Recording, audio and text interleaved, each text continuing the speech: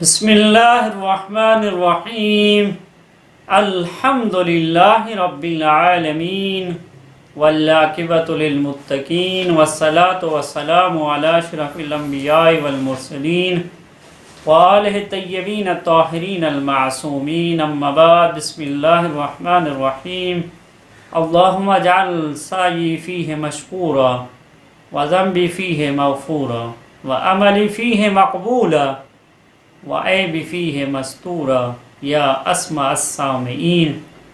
معزز ناظرین، واجب القدر حضرات، ماہ مبارک رمضان کی ہر روز کی دعا اور اس کی مختصر شرح ہم آپ کی خدمت میں عرض کر رہے تھے۔ آج ہم ماہ مبارک رمضان کے 26ویں دن کی دعا اور اس کی مختصر شرح آپ کی خدمت میں عرض کریں گے۔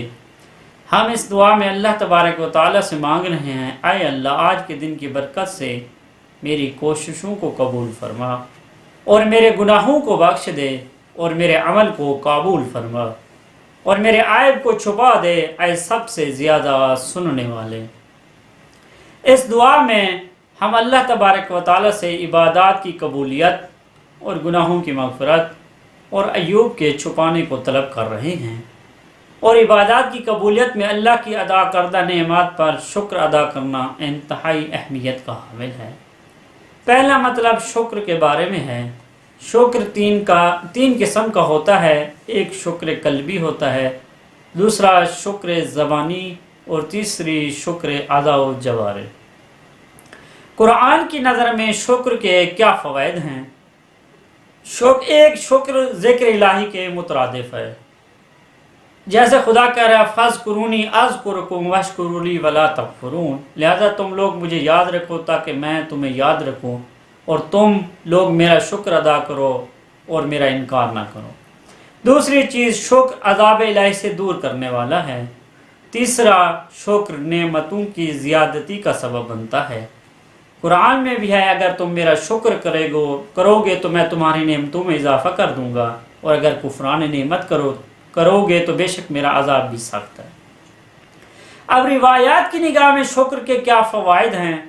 مولا امام جعفر صادق علیہ السلام ارشاد فرماتے ہیں کہ تورات میں یہ لکھا ہے کہ شکر ادا کرو اس کا جس نے تم پر نعمتیں نازل کی ہیں، اور جو تمہارا شکریہ ادا کرے اس سے اور زیادہ نعمتیں عطا کرو، کیونکہ جب نعمتوں پر شکر ادا کیا جائے تو نعمتیں زائل نہیں ہوتی ہیں، اور جب کفران نعمت ہو تو نعمتیں باقی نہیں رہتی ہیں، اور شکر نعمتوں کو زیادہ کرتا ہے اور غیروں سے امان میں رکھتا ہے۔ اس کے علاوہ نبی اکرم صلی اللہ علیہ وآلہ وسلم نے بھی ارشاد فرمایا، شکر کرتے ہوئے کھانے والا اجر کے لحاظ سے روزہ دار کی مانند ہے۔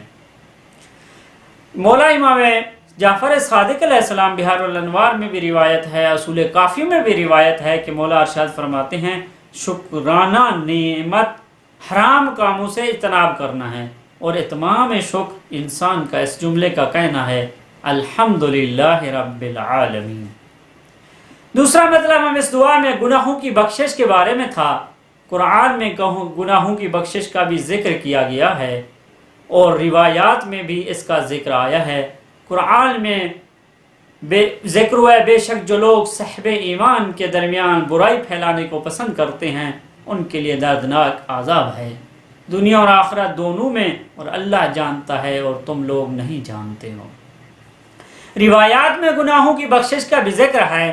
مولا امام جعفر صادق علیہ السلام ارشاد فرماتے ہیں، جب تم لوگ کسی کو دیکھو کہ وہ دوسروں میں عیب تلاش کر رہا ہے اور اپنے عیوب کو بھولے بیٹھا ہے تو جان لو کہ اسے یقیناً یاد دہانی کرائی جا چکی ہے۔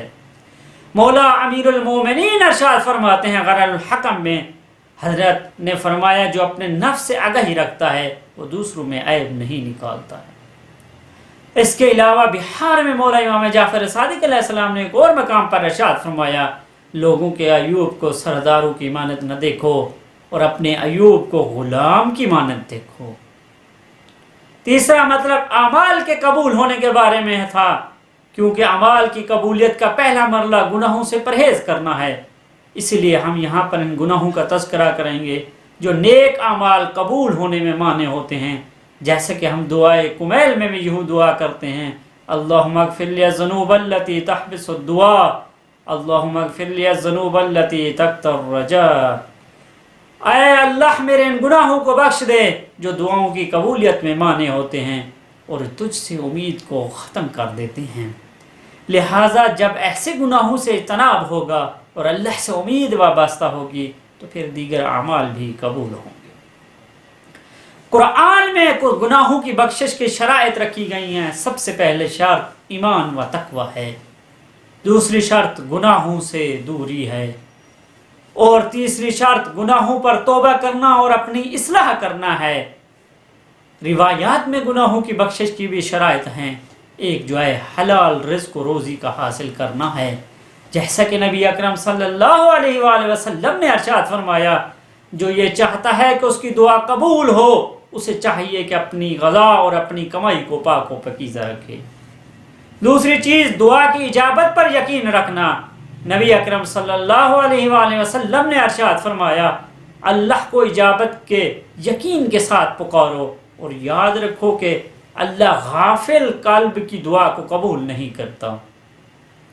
ایک اور روایت میں مولا امام محمد باقر علیہ السلام نے ارشاد فرمایا، بے شک بندہ جب بھی اللہ سے دنیاوی کوئی حاجت مانگتا ہے تو اللہ کی شان یہ ہے کہ یا وہ جلد یا کچھ فاصلے سے اس کی حاجت کو پورا کرے، لیکن اس دوران جب بندہ گناہ کر بیٹھتا ہے تو اللہ تعالیٰ نے جس فرشتے کو لوگوں کی حاجت پوری کرنے پر مامور کیا ہوتا ہے اس سے کہتا ہے کہ اس بندے کی حاجت کو پورا نہ کرو، اسے اس سے محروم رکھو، کیونکہ یہ میرے غضب کا موجب بنا ہے اور خود اپنی دعا کی مقبولیت سے محرومی کا سبب بنا ہے۔ دعا کی اجابت کے آداب ہیں۔ روایات معصومین سے جو دعاؤں کی قبولیت کے آداب ملتے ہیں ہم انہیں یہاں پر خلاصتاً ذکر کر رہے ہیں۔ ایک جو ہے بسم اللہ سے دعا کا شروع کرنا، دوسرا پہلے اللہ کے حمد و ثنا کرنا، تیسری چیز نبی و آل نبی علیہ السلام کو یاد کرنا، چوتھی چیز نبی و آل نبی علیہ السلام کو واسطہ قرار دینا، خضوع و خشوع کے ساتھ دعا کرنا، دعا سے پہلے 2 رکعت نماز پڑھنا، اپنی حاجت کو اللہ کی قدرت سے بالاتر نہ جاننا، 8ویں چیز بلند ہمت رکھنا، دوسروں کے لیے بھی مدد دعا کرنا، اجتماعی طور پر دعا کرنا، دعا کے قبول ہونے پر اطمینان رکھنا، دعا کی مقبولیت میں اللہ سے اصرار کرنا، اپنی حاجات کا ذکر کرنا، نبی و آل نبی علیہ السلام پر دعا سے پہلے و آخر درود بھیجنا۔ یہ تھی ہماری دعا کی اجابت کے بارے میں۔